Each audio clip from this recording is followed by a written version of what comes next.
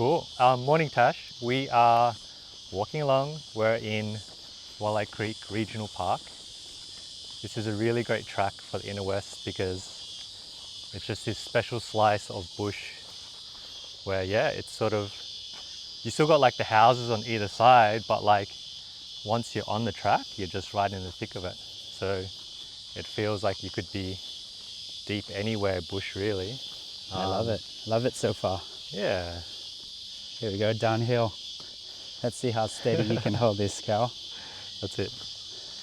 But it's great because it doesn't take long to get here. So I think from like, a sort of personal time point of view, just to get out into nature, it's a nice way to refresh without it being too hard a barrier of entry. So thanks for joining me on this walk. And, really it's just to have a chance to just chat as dads, talk life, talk work, talk about all the sort of crazy nuances of what we have to navigate. Like you were just telling me, sort of the morning drop-offs before. You've got 2 kids, is it? And how did that all go?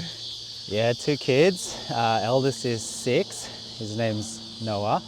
And youngest is 2, her name's Lua. And honestly, it was a pretty brutal morning.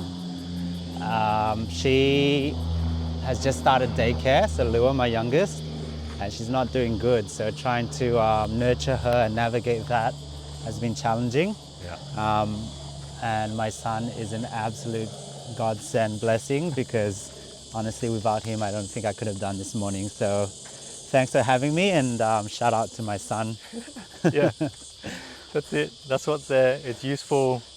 You have the first kid and it's all like they get, the full attention of both parents, and that's a pretty special experience for them.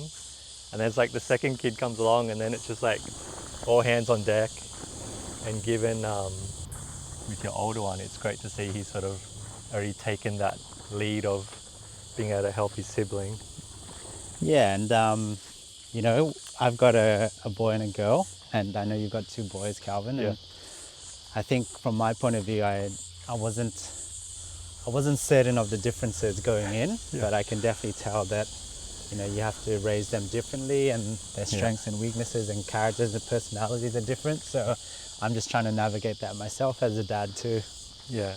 Well, what's it like? Because for me, with 2 boys, mine are 7 and 2. Yep. So there's a 5-year gap. But yeah, I think essentially, like all boys and siblings, they play and get along. But there's also when they go at it, it's just like a full wrestling match. And like, there's tears, there's scratches. The younger one, like he doesn't hold back. So he pretty much unleashes like full punches, and it's crazy to see because as a parent, it's like you naturally want to step in and help them or like mediate it, but then like we very much learnt to like, all right, you got to like let this play out because they won't learn any other way. But it's brutal, like someone or both of them end up getting pretty hurt. So Yeah, what's it like? There's a bit of that, I'm not gonna lie. There's definitely got a bit of that, but I think there's another part that I'm loving a lot, which is the love and affection they have for each other. And I'm not sure whether that's because it's that boy and girl pairing, but I feel like there's a lot of love between them both, and that comes out in really small ways and really big ways. So like this morning is a great example. Like Lua's brother Noah gave a lot of affection and support when she was feeling a bit down. She's kind of thinking in trepidation of the day to come because she just started daycare. yeah. But she really relied on him as that crutch, and he really was there for her both emotionally and physically. So I think that's always nice to see. It is. It's amazing because at the end of the day, that is the thing, siblings, like all they have is each other in that day-to-day closeness. So it's like they have to find a way to make it work, really. And especially because we're so busy, right? Like I was also getting ready to come out here, and Kaida, my wife, has already gone to work. She had to leave at about 7 or just before 7 to make it in time. She's a nurse at the Sydney Children's Hospital in Randwick. And yeah, you really rely on them to support each other. And I can only imagine as they grow older, they'll rely more and more on each other, and I hope they stay close. On that side note, with your wife, working at the children's hospital, how is that for her? Do you see, like, between working with kids and then coming home to your own kids, is there pretty sort of like you got to set the sort of the boundaries, or? Yeah, I always say she's got one of the toughest jobs in the world, like much tougher than mine, in my opinion. She sees a lot of things, I guess you would say, you know, kids in not so good situations and parents who are just trying their best to get through it all. Yeah. But I think for us it's really important to, at the end of the day, to come together as a family and just remember how lucky and blessed we are. Yeah. And then also support each other as well, like decompress, compartmentalize, and then hopefully go again. Wow. Yeah. So we're entering this bat colony. Fantastic. Which they're interesting to see. There's also plenty of bat poo to step on along the way as well, potentially. But, and then, so tell me, okay, so your day, you got the kids in, that's like a win already. Yep, big win. Tell me what else then happens next for yourself. I've invited you on as an entrepreneur. So I know you essentially spearhead your own business and the sort of work that you do. Tell me a little bit about that. So I guess to tackle the first part of that question, I think as an entrepreneur, you're always time sensitive. Like you always feel like you're running short of time. And as a parent, that just compounds, right? Yeah. You're always rushing. You're always ready to do the next thing. Really the goal of the morning is to get through it. Yeah. So that you can be fresh of mind for, I guess, work. Yeah. And being fresh of mind is super important because when you're an entrepreneur, you're trying new things, you really need to have the right headspace and mentality. So once the kids go to school, it really gives you that time and space to just focus on what you need to do. And I guess as a business owner, it's really like wearing multiple hats all the time in one day. Yeah. Yeah, it's not non-stop what you do as a business owner, but it can be exciting and rewarding. So I wouldn't trade it for anything else. Yeah. So that's the crazy thing. As a business owner, it's already non-stop. I'd say as a parent, it's already non-stop. So you're kind of like doing double duty all the time, really. Yeah, it's why I think not many people have more than 2 kids these days. I think 2 is ambitious by itself, but I think I can count on one hand how many people I know have 3 kids or more. Yeah.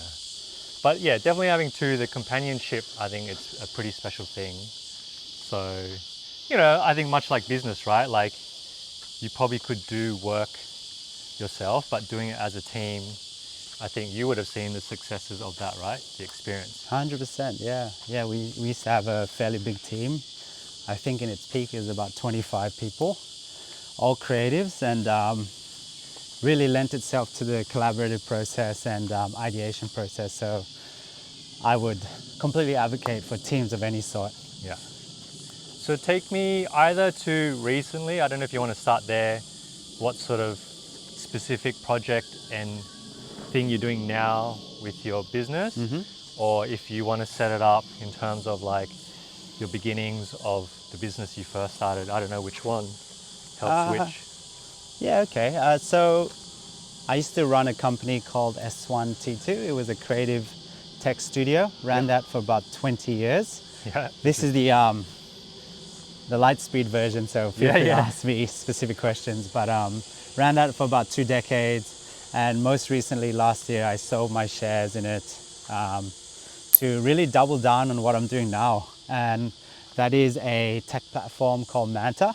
Yeah. So it is a platform designed to help Australian businesses and organizations make websites. Yeah. But in particular, the angle that I was really pursuing and trying to double down on is to use those websites for good. So I had this idea that, what if every website could make a small difference in the world? Yep. And one of the things I want to do is through like the platform and the system, be able to give back and do some social impact locally. So that's been really good to grow. And then on top of that, I've also made what I call is like a boutique studio. Yep. And the idea behind that studio was that, every website we make typically requires some sort of support.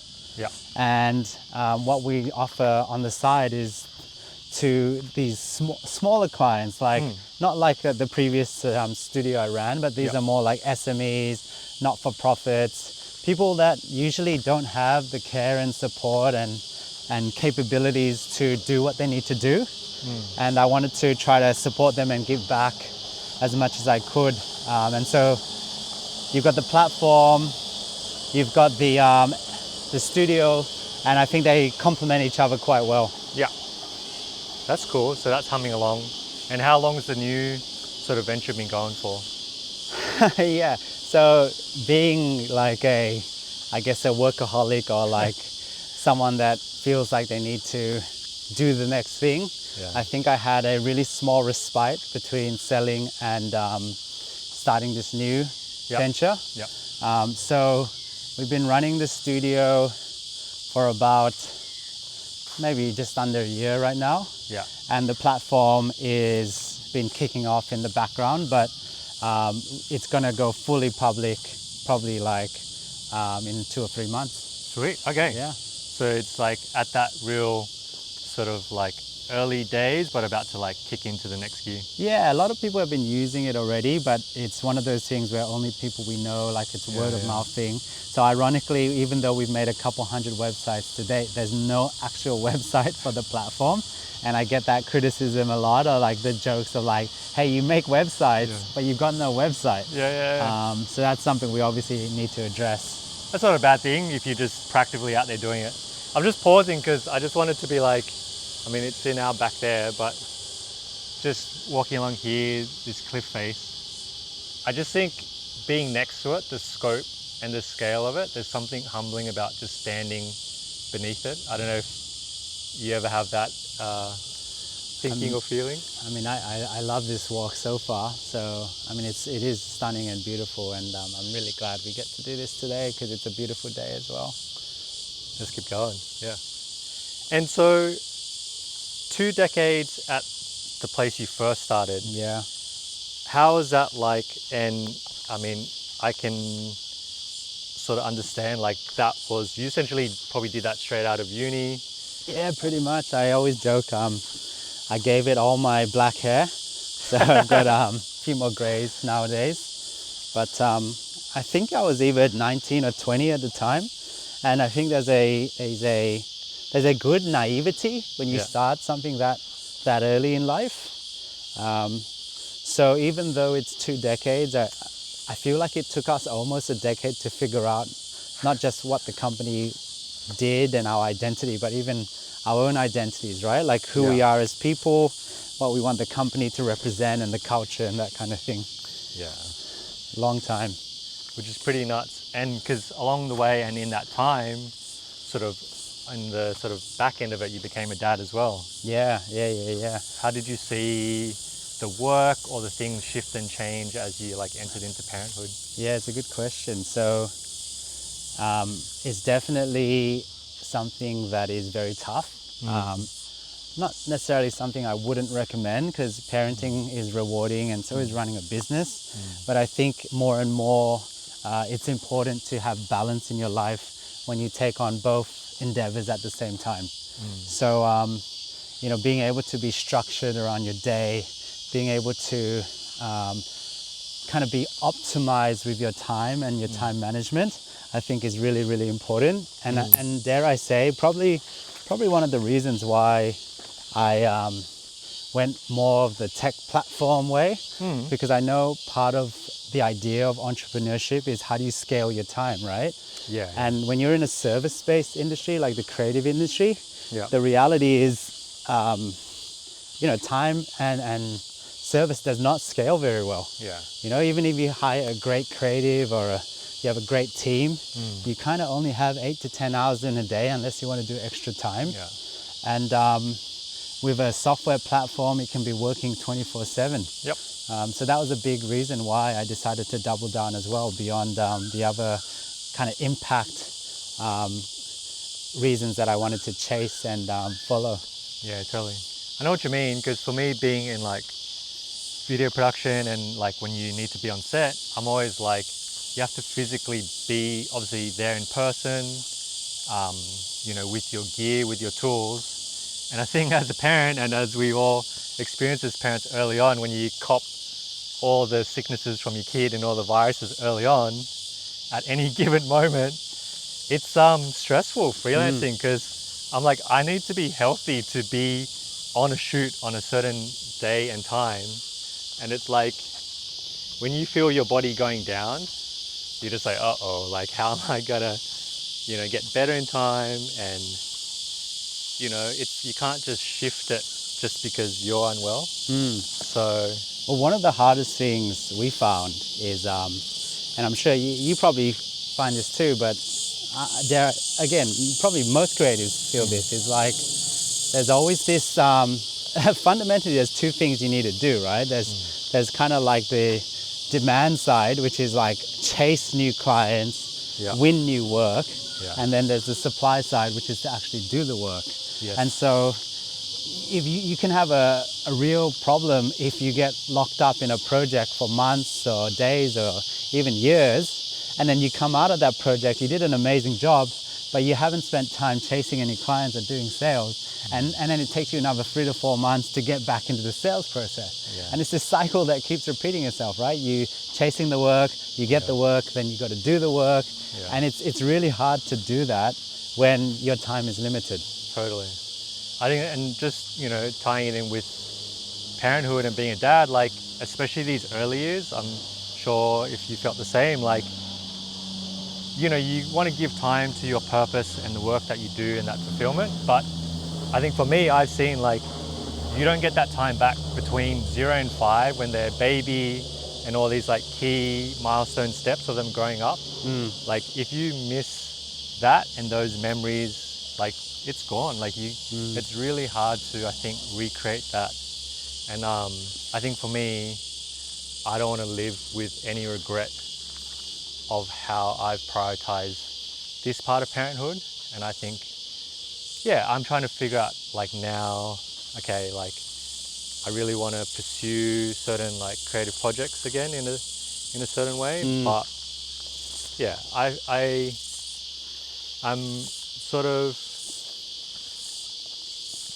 at peace and happy with how these, you know, first few years, this big block of time has been. It's kind of gone by, and sometimes, you know, you go a little bit crazy going, will this ever end? Or big spider web, and will I get out of it? But it's honestly absolutely a tough balance to try to reach, Cal, and I'm not going to say I've reached that balance myself. I'm just conscious or aware of it. But you know, to elaborate on your point, like you said, right? These years with your child when they're young, let's say below 10, yeah, I think are one of the best, because your children and you is like your nucleus. And you know, I hear it all the time from parents and older people and older generations, and they're always like, you know, enjoy this time with your children. And when they get older, they may not necessarily want to do these things with you. But if you're let's say a parent who has a child or children typically between the ages of, you know, late 20s to late 30s, early 40s, that's the peak time of your earning capacity, right? So you've got this real dichotomy and conundrum that is playing out, right? And yeah, like you said, I think the key is to be aware and just make the choices you want to make. And I think as a parent, one of the things I've found really interesting is talking to other fellow entrepreneurs, fellow business owners, and fellow people just doing their thing, and asking them what works for them, and just getting perspective that way. So yeah, it's not an easy balance. it's one that I strive to make every day. But it's interesting to figure out and see how other people are doing things. And on the social impact side of things, tell me about what was that conscious decision to sort of go that way more so, like imagining the 20 years prior with your previous studio, like you would have had clients of all sorts of shape and size and from my understanding some pretty big ones as well. So what's the distinction when I guess there'd be I don't know, like a lot of glory from a business point of view to sort of say, hey, I've worked with the best and to sort of keep doing that versus then, I mean, again, like parenting is a pretty humbling experience. So I don't know if like part of that also helps shift and change, you know, your outlook, or to sort of choose to go like, yeah, SMEs and, you know, not for profits, that's a completely different side of things. Yeah, it is. So, you know, like when we started doing work in our early 20s, we definitely did not have the big clients early on. Yeah. So we had to earn our stripes and get to a point where we were doing work that we felt mattered and work that was exciting to us. Yeah. But to focus specifically on the social impact side of things, in that experience, we got the opportunity to work on a lot of really interesting projects around the world. So like helping with development in like the Pacific Islands, working in some developing nations, and supporting social impact, whether it be NFPs or through government, working on all different kinds of projects in countries. Yeah. And so that whole process and experience helped us a lot to understand what we wanted to do in our purpose. But one of the things that also grew alongside that, unfortunately, was a bit of disillusionment. So and I won't mention names because I don't want to get in trouble, but like working on projects and seeing this firsthand, I could see some of the, I guess, desensitization or the, you know, the feelings, right, from locals on the ground that nothing actually changes. People just come in, say they do these things, and due to the nature of things like funding, sometimes someone can go in and promise something, but outside of their control, funding just gets cut, and then that whole piece of work that they wanted to do is just gone.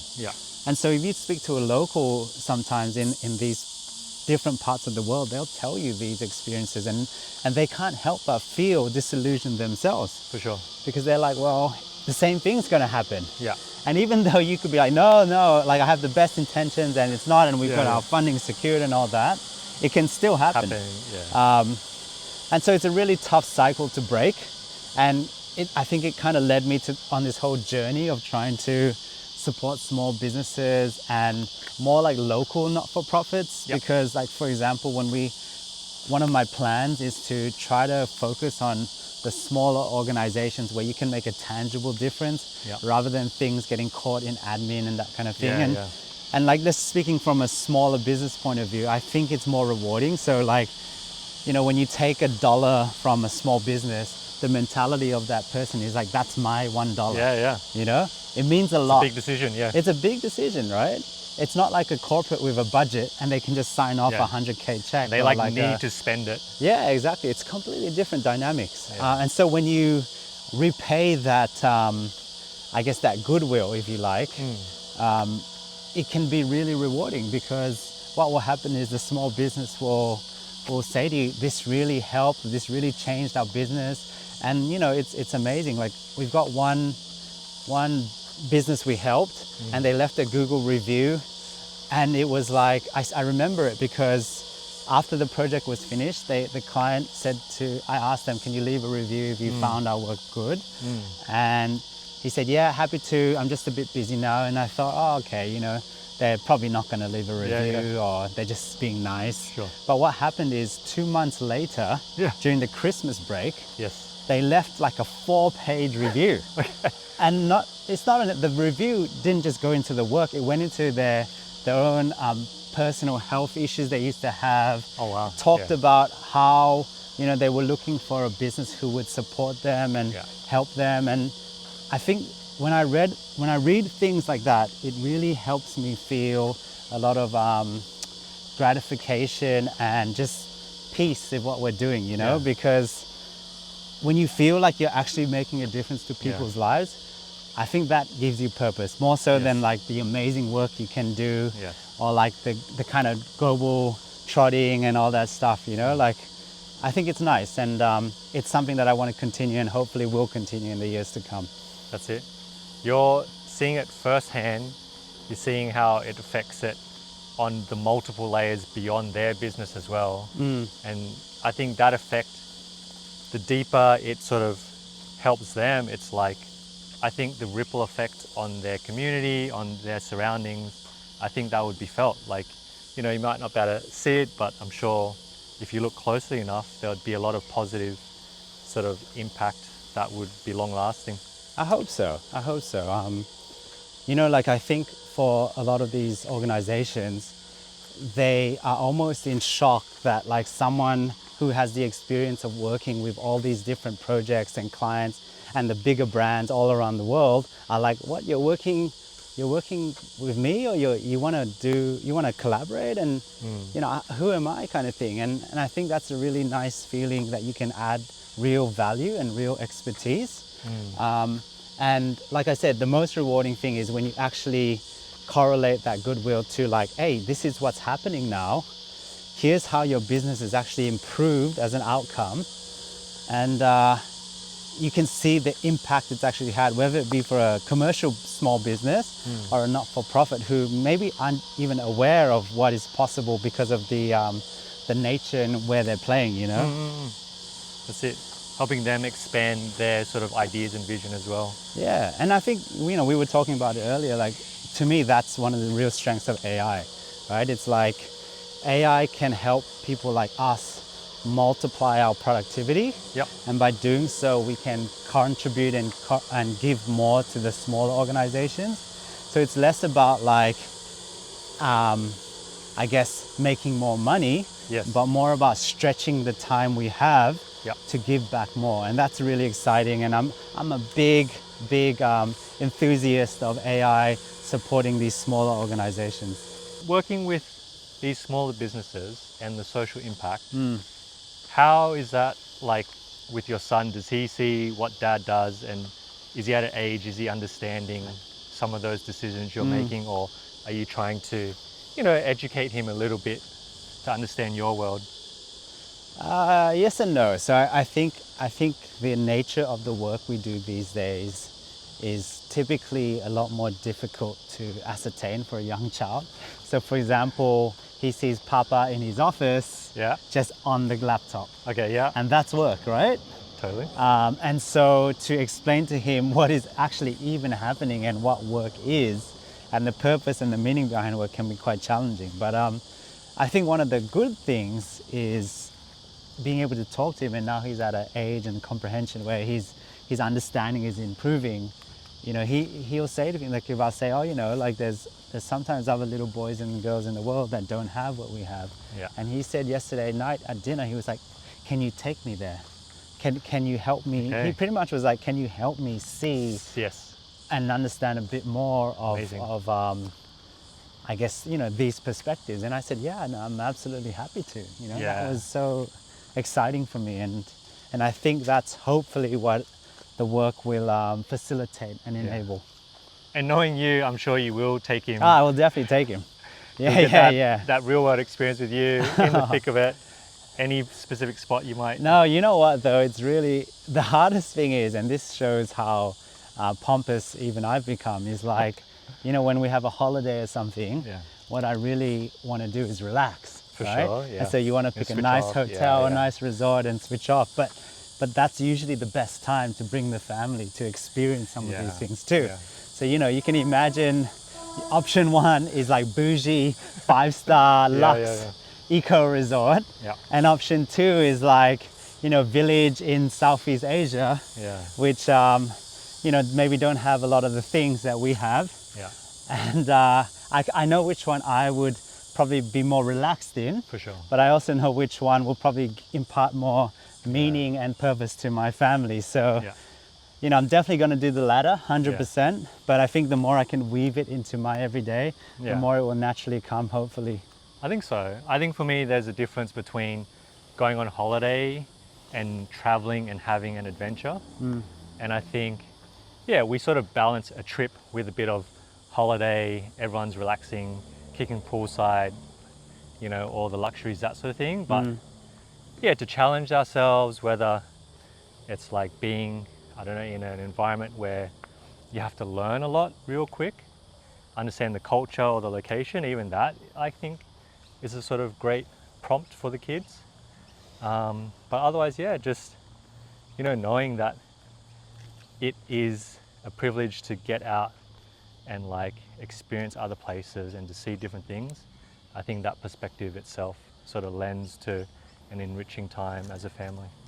I had a conversation with another parent that I know, a good friend of mine, and it was really interesting because we pretty much came to the conclusion at the end of the conversation that it's not really possible to show your children all the things we're talking about in Australia. Yeah. Because naturally, obviously we're doing a walk now, but like your day-to-day is filled with so much luxury and entitlement that it's just natural you take it for granted, right? Like being able to turn the TV on and choose Netflix or pick a song to listen to or like eat effectively whatever you want on the weekend, So I think part of the challenge is like you have to go somewhere. You have to go to a different country. Be intentional, and live it, have the lived experience. And then and that's how I knew, honestly, like some of the places I've been like that have left a profound impact on me is like Timor-Leste, which is suffered from war and invasion. And then places like Tuvalu, which are probably going to not be there and be underwater in like 10 to 20 years. Yeah. Like I remember going to Tuvalu, one side of the island, the main island, was just a rubbish tip. Yeah. And that's because they have no land and nowhere to put the rubbish. It's confronting. You don't experience that in Australia, right? It's all neatly tucked away. It's so neat. It's so nice, curated. And so I know I have to bring them. I have to. It's the only way. You've pretty much always been running businesses and essentially been in a leadership position. How do you approach that responsibility? What are your thoughts on your leadership style? And then how does that, do you think, filter back into your day-to-day parenting, leading a family, leading your kids, like setting an example of how you want to see them interact with the world, whether it's showing respect or other core values? My leadership style has definitely changed with age. And I would say it's probably gotten to the point now where I like to lead by example and try to work with people that are as motivated and inspired as me. And obviously as a leader, your role is to help with that inspiration in painting the vision, your culture, your values. But I think where I bring that into my role as a parent is interesting, because one of the things I believe now, I remember I had this moment in my career when my father was like, and he ran a business too, right? And he was like, maybe instead of running a business, you should work in a corporate, work for someone, and then later run a business. And I didn't listen to him. I just started a business. But I actually think it was kind of bad advice, to be honest. Obviously he had good intentions. For sure. But the reason why I think it's bad advice is because running a business, in particular, running a team and managing a team and people, has taught me so much in life. And it's actually got to the point where I believe that I want to encourage my children to run their own business. Not really for the business side, but for the life side. I think it's helped me a lot as a parent. And I think, honestly, there should be more and more people taking lessons both from business and parenting to help the other side. Even if you're not a parent and you're running a business, you could probably learn a lot from these parenting books and podcasts and stuff, So it's good. It's helped me a lot with parenting, and you know, one of the things as an example I would say I could take, like a literal example, is like there's this thing I learned when parenting. It's called priming. So you probably know this, Calvin, but like the idea is that instead of telling a child to do it immediately, like stop playing or stop watching TV and go and shower or something, right? Yeah. You prime them and you say, hey, Noah, in 15 minutes, do you mind turning off the TV and having a shower? And he'll say, all right. And what I realized priming is so powerful at is it's demonstrating that power dynamics happen both in parenting and the workforce so cavalier, right? When if you treat everyone more as this idea of you don't have power, you can have much stronger relationships and much more collaborative processes. So normally when I prime my children now, and when it comes time to the shower, they'll be like, okay, Papa, no worries. Yeah. And then I realize, okay, I've probably been doing this subconsciously, but now being more aware of it, I can take it to work now. For sure. So with the team, like everyone hates when their boss drops something, hey, I need this right now. It's super urgent, right? Like, you know, you guys know, like it's brutal. And you feel so disempowered by it, right? You lose all your agency. Maybe you had plans, maybe you had lunch plans, and maybe you wanted to finish early to go to dinner. Whereas now it's like, oh, hey, you know, like one of my staff, Cisco, is like, hey, Cisco,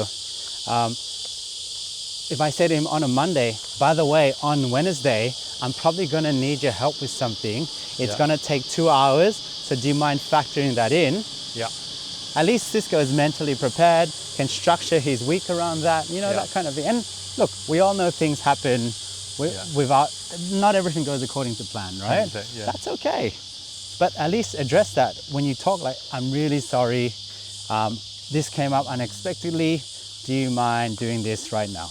You know, I think the courtesy on that comes from the point of view of that you didn't prime, you didn't plan, you didn't prepare, and giving the respect to the other person, child or team member. 100%. And I think, I mean, with the part on with the kids, it's like giving them context. So it's like, hey, like we want this coming up in the next 10 or 15 because it's going to be dinner time, or we've got this fun thing planned next. So we need to get out the door so we can like drive to this place on time or catch the train, you know? Yeah. So I think giving them as much information that's relevant for them, I think they can like handle that as well, and it helps give them trust in our decision making. Morning. Yeah, like one of the other examples of priming that is like a small thing but has really helped me is like, let's say we're going to a kids party, and I say to my kids, okay guys, you can have 2 snacks max. Any snack you want, but you can only have 2, right? So it's not just priming for TV and stuff, it's just there's so many different ways you can use it. And so they'll go there and they'll say, okay, they have agency. I can have anything I want, two things, but they know their limit, you know? For sure. And it's just a really nice relationship that I think a lot of parents take for granted, and then a lot of managers and bosses take for granted. That if you treat the other person as a human of equal stature and respect, then you can have such good outcomes. It's an important opportunity to let that play out and to just give it a chance, because even say on the snacks, like we've been at parties and like we'll say a limit for the kids at times, or sometimes we'll be like, hey, like it's a party, like just enjoy yourself, have fun, eat what you like. But I think because we've practiced the other boundaries other times, I've actually seen my son, like he's been offered more cake or whatever, and he's like, I'm fine, I'm good. Yeah, it's like, crazy no to see, right? And you know, we got some people that say to us, like, this is maybe blowing steam up my bum, but like, they're like, oh, your kids are so good, they're so well. And I'm like, I think they give me or us too much credit. When if you just give the child more credit, they'll be like, they can do it. You know, they're quite reasonable. Well, people are reasonable if you talk to them. And I think kids are very intelligent very early on. I think it's crazy that at times we can treat them so babyish. But yeah, like their brain is like developing so quick, they're sponging it all. I think again, it's like, feeling it out, but it's amazing to see like their like cognition is like, wow, it blows me away every time. Yeah, I think so. Like most people in a workforce and a child, they know when they've done something wrong, right? So you don't have to be the boss to tell them off. You can let people do their thing, and as long as you guide them on a like weekly basis, here's the things we want to accomplish this week. You can do wonders, and it can save you time, right? 100%. But I think as a parent, you learn early on, like one of the things is you can't wait for stuff, and you can't be prepared for everything to be perfect in life before you like step in and do something. Because if that was the case, we probably wouldn't choose to be parents, knowing what we know, like the sleeplessness, the like nappy explosions, like the sicknesses, and us catching sicknesses. But I think in all that, it's so fulfilling still, and you wouldn't have it any other way, and you just realize how much more you love your kids because of it. And I think, I'm sure with business and entrepreneurship, like all the craziness that happens and all the mishaps, it's like it adds to the layers and the experience. So what's it been like on your side of things? Yeah, really good preface to the question. I think that what business and entrepreneurship has taught me is adaptability. And to your point, parenting is no different. Every day is so different in the world of both running a business and also being a parent. And I think you just got to roll with the punches, right? And if you can create this mindset that you can plan for the best, but at the same time acknowledge that the worst can happen. Yeah, which it often does. It totally often does. You can come out of it feeling happy. I truly believe so. Because, one of the things that I worry about, for example, is I'm like, okay, because I have such a good mental fortitude, I'm actually really worried that one day I'm going to experience a test which is really going to really test me. Like, God forbid something happened to my kids that really harms them or something. That's going to be scary. Like I talked about my wife being a nurse in the children's hospital. Man, some of the stuff she tells me, or she comes home and kind of has to unload off her shoulders. I always say to her, like, I think we've got it so lucky, because you really see some kids going through tough times when you go through hospitals, right? But yeah, that adaptability and then resilience, like being able to just know that whatever we have, most of the time, I'm not going to like, I guess, condescend anyone who's going through some real tough issues. But I think in Australia, most of the time, what we're going through is not too bad. It's not too bad. And so I think if you can have that perspective, as easy as it sounds, but as hard as it is to do, you can go through your days and hopefully be at peace and be joyful, which I think is important. No, amazing.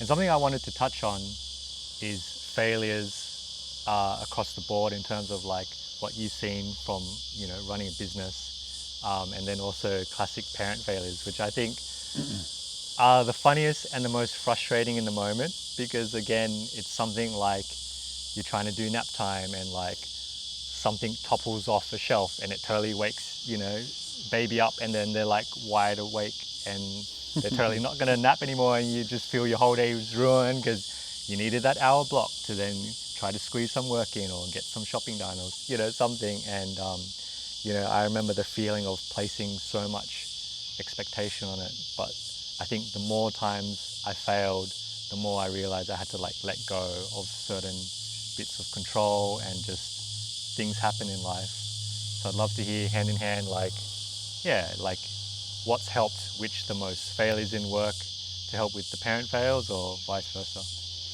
I'll start by saying that I think failures, they're like the catalyst for learning. I really believe that. So with my team, I'm always trying to say to them, hey guys, like failure is a good thing, because what it actually means is you've tried something new and then you've failed, and then hopefully through that failure you've learned. And that feeling that we get from failure or trying something new is like a really good feeling that I think people naturally don't think is a good feeling. Or it's uncomfortable. You know, so it's easy to feel like it's not a good feeling. But I'm always trying to encourage them and say, that's the feeling of doing something new. And if you can get used to that feeling of doing new things, then you always progress and be better for it. And so that's the same lessons I'm trying to give my kids, right? Like, try. Like, everything I say to my kids is just try, see what happens. If you try and it doesn't work, that's okay. At least we tried, you know. And it's such an important philosophy and approach that it served me so well. You know, if I try to think of a parenting failure, unfortunately, I'm not that funny a person, so I can't think of a funny one, but I know there's plenty of them. But the one that comes to mind is sleep training, actually. Because when I was going through sleep training with Noah, who was my first child, I found I probably was too prescriptive. Like, I listened to the books too much, I listened to the podcast too much, and I was trying to do exactly what they were saying. To the T, yeah. To the T. And man, life doesn't work that way, right? Sleep doesn't work like sleep to doesn't the work that way. And like, I know now my brother has an app, and he does it to the T. It's quite impressive, actually, but I'm not that kind of person. And one of the things I've changed over time, both with my son and my daughter now, is like, yes, what's really good is have that knowledge and guidance to educate yourself on generally how sleep training works, but don't be too prescriptive. Like, use your intuition a bit more, and listen to what you feel in the moment, and listen to them in the moment. And I feel like it ends up being much better and happier. And honestly, it's one of my regrets, and you know, maybe you want to classify it as a failure, but definitely a regret. I think that I would do things very differently, and I do things very differently now with Lua. Yeah, it's amazing. But just, the letting go and learning, moving forward with it. Oh man, like, life doesn't happen that way, right? So. I was just like, I mean, I was saying to you before about like a failure. I remember like, and I've repeated this. I don't know why. Sometimes it takes a bit to learn with my younger one.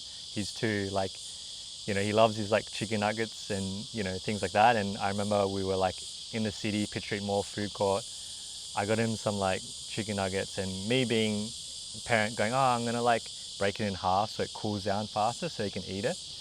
And I remember like he saw the like broken chicken nuggets and he just lost it at me, and he was so upset. He just like dropped to the floor crying. This is like peak hour, like corporate lunchtime, and like he's literally on the floor crying. People are like stepping over him to like get to their table, and I'm just like, sorry, like, don't mind him. But the one thing though, which I think was semi-smart of me, was I hedged my bet. So out of like the 6 nuggets, I just like broke 3 of them. That's and smart. I kept the others. So once he like calmed a bit more, the others were fine. And like, as much as he would want me to like literally stitch back those nuggets for him to eat, like. So how did you know to do that? Like you must have had a prior experience, right? We're talking about failures. Like, I swear you probably something subconscious knew to do something like that, right? I think the thing with being a parent is, like, you have that intuition, which I had that nuance, like, okay, this is how it could play out. But I think I was still stubborn enough and proud enough to try and want it my way. But I think in that knowing, I was like, okay, like, at least try to do the thing of like, take your chance, but here's the backup. But I think sometimes I'm just like, all right, don't even sort of try to sort of like, you know, force something too much. Just like go with it, and then again, let it play out. What's a work failure that's been a memorable one? A work failure. Okay, yeah, I've got one. Actually, starting my first company. So I remember this because it was a big moment of my life, and it was actually when I finished year 12 high school in Australia, and I didn't get the mark I wanted. I think it's ATAR. I'm showing my age now, but I think it's ATAR, right? And so what that meant was I couldn't get into the course that I wanted. And because I couldn't get into the course I wanted, I ended up doing this other course, which was fine, it was all that. And it was actually the course that I met my business partner at the time. And then obviously, like history has shown, through meeting him, we went and set up this company. It proved to be life-changing, got to travel all around the world, got to do this amazing work and amazing experiences. And I always look back at one of those moments in life and I'm like, wow, I was so disappointed in myself that I wasn't able to achieve my goal. And I remember I was so disappointed, I was crying, I felt like I let my parents down. And it ended up being by not achieving that goal, or by, I guess, reaching that failure, I was able to discover what defined the next 20 years of my life. Yeah. So pretty cool, and something that I've always remembered with age now, to, yes, recognize when you succeed or recognize when you fail or you could do better, but also kind of recognize that, like we talked about, the world works in mysterious ways, right? So you kind of just got to let it play out and not get too fixated with the result.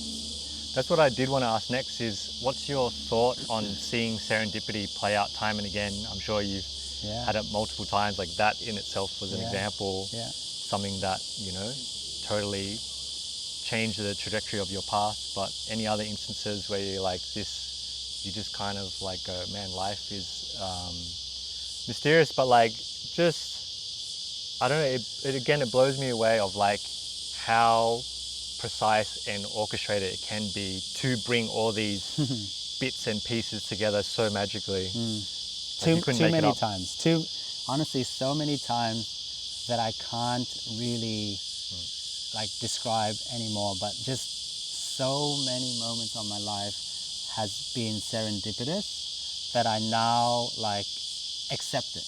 And I think that's a big important thing. And I think what you're saying is very much this parenting journey and this specific sort of that like dad bushwalk thing that I'm trying to do is like having chats with other creatives and entrepreneurs, but outside of, this moment chatting, it's like in real life, it's building a community of dads in this space where we can support each other, where it's like sharing ideas, sharing opportunities, sharing resources. And I think it's because there's like, I think very much with parenting, there's this unspoken understanding of like the time pressures and the life pressures and what it takes. So I think, to me anyways, to work alongside another dad who gets that, I feel like there's a rapport and something that streamlines the process where it's kind of like you can know a lot without having to say a lot with someone. And I think it makes for a very, unique experience. And I think from also like delivering an outcome, I think it would help elevate something as well. So I'm interested to see how that plays out. I think dads are in a really interesting moment. Like my parents say to me, like, we definitely weren't this involved with parenting, as in on the dad side, and there's a lot of like identity considerations there too. Like one of the things I've realized with age is that a lot of men, whether they be fathers or not, I think they sometimes mistake their identity as their work, or their work as their identity. And if I try to think, oh, why is that, right? It's like, I think back in my father's generation, his father, they would be not as involved with the parenting side of things. And so like 40, 50 years of their lives is dedicated to work. And so it became their identity, right? And if you strip away the work, I think a lot of men struggle with this idea of who am I? And so now in this modern generation, I think dads and parents do want to get more involved. And we're asking ourselves the same questions that maybe women were confronted with a bit more earlier. Not saying it's easier, but I don't think men and fathers are prepared for it right now, which is like, who am I? What do I want to be defined by, and all that stuff, right? So yeah, really interesting stuff, I think, and obviously really happy to be a father and still learning a lot along the way as well. No, I totally agree. I think exploring identity earlier on is helpful because you don't want to go like another however many years in your career and then you come out the other end and then if that part sort of, that chapter ends, you sort of feel like you have nothing to lean on. And I think even being a dad, I think for me, I realized I can't lean my identity just on that either, but I have to like just be balanced across the different facets and layers of my life. But I think it's worth spreading it out and exploring so that, you know, we're sort of more grounded people, and that throughout the journey of life, we're not just kind of gonna be like hit over if something fails or stops, even in a tangible way. We can still like function and, you know, be mentally like healthy and okay with that. Yeah, I mean, one of the things I try to ask myself every now and then is like, if you stripped my work away from me, what am I defined by? Like, what's my identity, right? Or what do people think of me? And I don't think I ever want to be like, without my work, I am nothing. Like, I hope that the relationships I have are strong enough to maintain and persist without the work. Work's still a big part, don't get me wrong. But I don't want that to be what defines me, you know? And so that's why I've gone and done the new things I'm working on and starting all this other stuff, because like, yeah, I don't want to have gone another 20 years with this same business. I want to try different things. I want to explore fatherhood more and all these other aspects of life. That's amazing. No, and I think you're very much on that track to like seeing it play out and like just build a beautiful life for yourself and with your family. And I think that's the important thing. Running through my head, which on the failure thing, I think I would share in a condensed version of just something that's relevant to this is like, I mean, look, I've had lots of different failures I've experienced in life, but something relevant to share as a failure for me was like, I've been in video production and I first met you because I reached out to see if there's an opportunity to learn from you, and you graciously responded, which I was amazed at in the first instance. And then what ended up with that was I got to like have a couple of weeks coming to your studio and interning and shadowing you, and I learnt heaps, and that's why it stuck with me. You often said a lot like failing fast and sort of learning and growing from that. But funnily, that experience was impactful, and what I was hoping to get out of that was a job to sort of like switch and change it up out of production, because sometimes freelance has been such a tumultuous path. I sort of haven't been entirely sure of that. And I remember the moment though when you were like, look, I don't think this particular role is, you know, for you, and da-da. And like you know, you sort of communicated everything really respectfully, but man, I remember like, I was just like pouring sweat. Like I just felt shattered, not at anything you said, but just, I think because at the time, like I was so focused on trying to achieve an outcome and have a goal of like thinking this would be the answer to solving something I was searching for. But I think I remember you saying like, don't be a stranger, keep in touch. And like, who knows where our paths would cross. And sure enough, I was living in Byron at the time, and part of my encounter with you was very much one of the factors that led me back to thinking about Sydney, to move back here, to bring my family back here. And, you know, I sort of had a loose plan on like, I thought it would go one way and it didn't. But I think what I saw in that particular failure of, you know, not landing a job or role was like following a sort of inkling of like, this is what feels like the next thing to do, and letting that unfold. And, you know, over that time, like I had to like try and experiment with different things. I've been like making my own content and like still keeping relations with, you know, the people I've been looking up to or have a strong connection with. And again, you know, hearing from you where you sort of transitioned and started your new business, I was really excited to hear that and to see, you know, how I could sort of be involved and help. But yeah, a long way of saying like that was a crucial experience for me. And I wouldn't have guessed that that would sort of veer into this thing of me doing bushwalks and then inviting you to come on and have a chat, you know? So Yeah, I mean, firstly, thanks for staying in touch. Like honestly, like it's one of those things where you say to people, please stay in touch, and like it's hard to accept it because you're in that moment and you're so vulnerable to be able to be like, to put your ego aside and be like, yeah, you know, I still will. Like that's, yeah, credit where credit's due, right? I will touch on that point as well and say, you know, because we're talking about being a founder or entrepreneur, like it is honestly one of the hardest things anyone has to go through, which is to fire someone or to not give them a job or something, because especially someone like you who's so sincere, right? And you know, when you, I mean, obviously we didn't fire, but like, let's talk about a firing for a slight tangent, right? Like, it's one of the hardest things because what you're actually telling that person is that this role is not right for you. But often how it's interpreted is that I'm not good enough, you know, and that's the hard thing of business, right? It's definitely like everyone, I truly believe everyone in the world is special and different in their own way.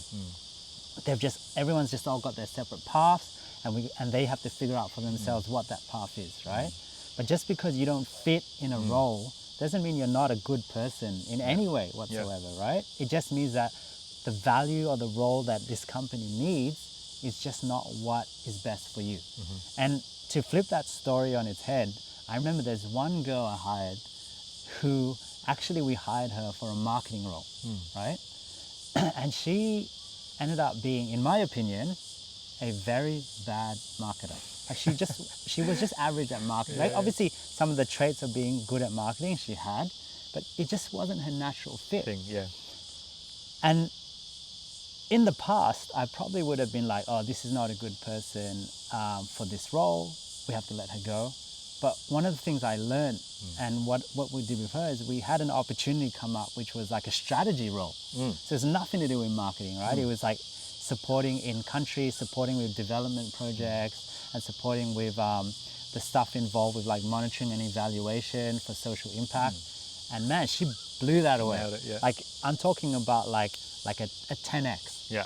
And my biggest lesson from that was, again, just because you are hired for a role, it may not necessarily be your best fit. So the journey we're all going through in life is like, find your place in this world, right? 100%. And like I said, it's when you're told someone believes you're not good enough for a certain role or you don't fit in a role, I think that's just another lesson to take on board. You don't even have to listen to them. You could still excel in the same role in a different culture. Yep.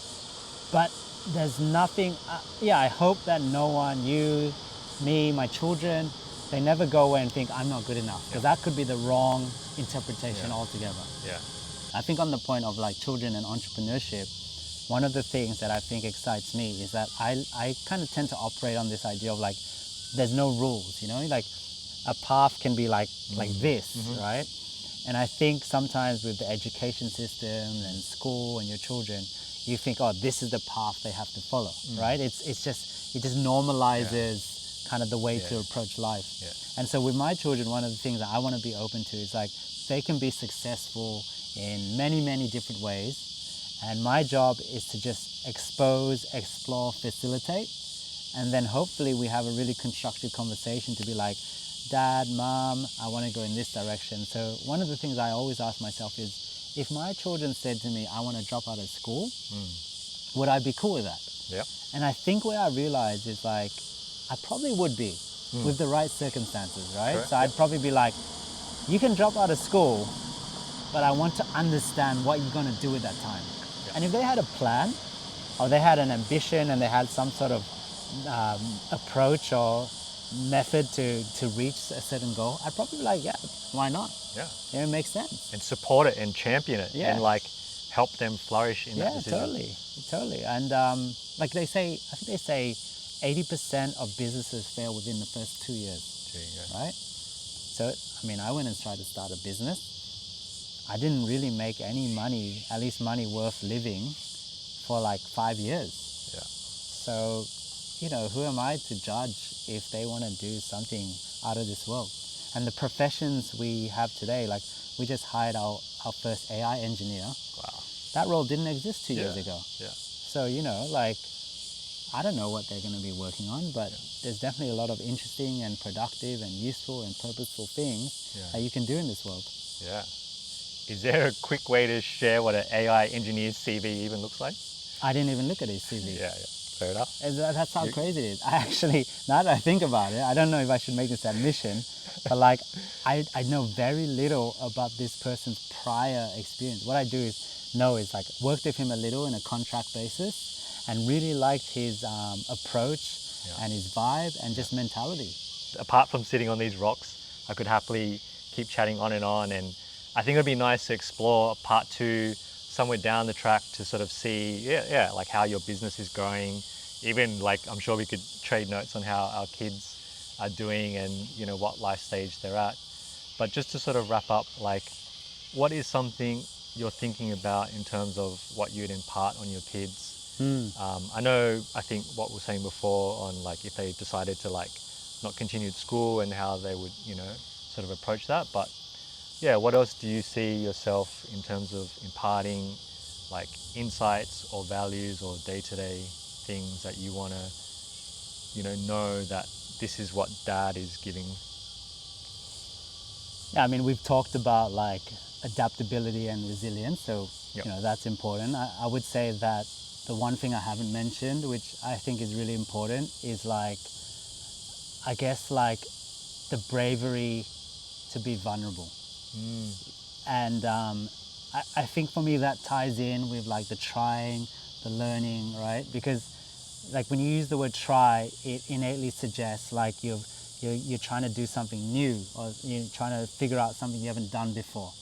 And I think that requires bravery. And I think there's always this second aspect which is less spoken about, which is to be brave, you often have to put yourself in a vulnerable position, right? Like, so if you do a speech on a stage, the vulnerable position would be something like you could be laughed at or people could find you boring or whatever, right? Or like to put yourself in business, there's a high chance of failure, And I think that often with men, like the cliche is like, be brave, right? But they don't say that second part, which is like, be brave enough to be vulnerable. And I think that if you can find it in yourself to be comfortable with vulnerability and talk about these things openly, like things like this, talk with your kids in a manner that's also showing your vulnerability and sincerity, like I'm hoping that's a good value that will put them in a good stead in life. Why do you think like that vulnerability aspect is important, and why do you think it's different in our generation that it's like to have that hand in hand alongside bravery?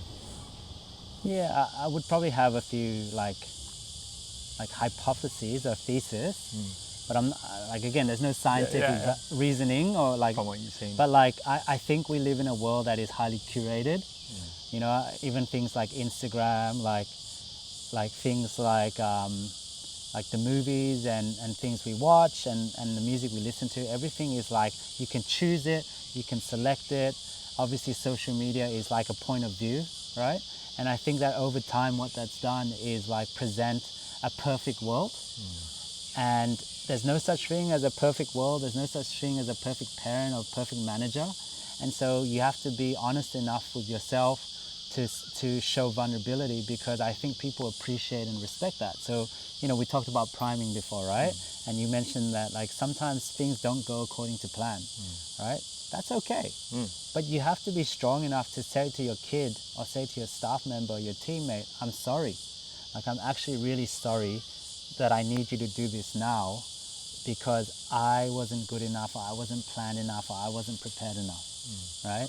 And I think if I can classify that as vulnerability, I just think that's lacking in this world. I think the relationships we have aren't sincere enough because people aren't expressive and forthcoming with feelings, and they're too afraid that their true feelings might actually offend the other person or hurt them. When I think what that does is you hide it and shield it, the feeling of connectivity is probably more lost these days. Yeah. But again, no science to this. Yeah. I think that's great. I think bravery hand in hand with vulnerability, I think it would save a lot of time for like parties involved, because it's like, it's just clear, like the communication of, what someone's feeling, and like people then have a chance to sort of like meet in the middle or adjust and kind of find ways to like support, whatever's happening. So yeah, it's why like even with my new company, like I'm trying to be very forthcoming with values, and there's these three values that we kind of try to espouse to, right? And so I'm actually in the hiring processes showing those values very clearly up front. And I'm making the point and saying, if these values don't align with what company you want to work with, then it's not going to work. Yeah, yeah. And so I'm almost like doubling, tripling down on this approach because I feel like it's the only way to build, again, that genuine relationships, that genuine connectivity, which I think I found has been more important to me anyway. That's cool. No, thank you, Tash. I appreciate your time, and like, again, we could keep chatting, but it's just an amazing chance to like get out in nature, like be in this space, be immersed, and I think it's just helpful. It's healthy for us to do, and hopefully, it's something that we can like encourage others to go out there and pursue a path of something meaningful, and so I really appreciate it. Oh, thanks for having me. Cheers.